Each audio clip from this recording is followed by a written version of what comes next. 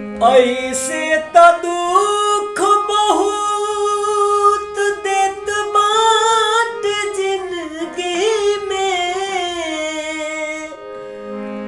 पैसा के मोल बाकी एही जे बुझाता।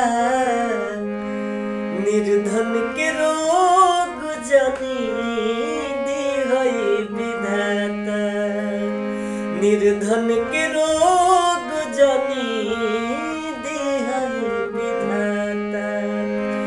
ऐसे त दुख बहुत देत बाट जिंदगी में।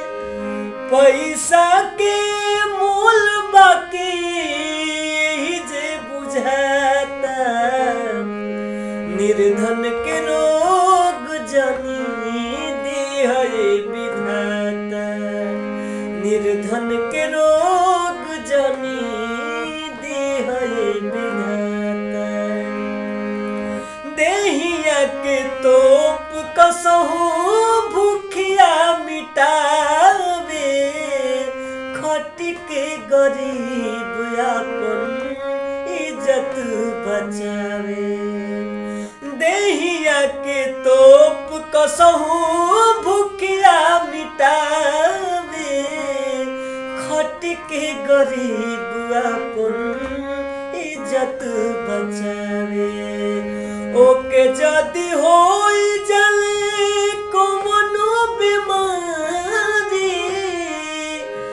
बिना रे इलाजे ने उन्हें चिचियाता।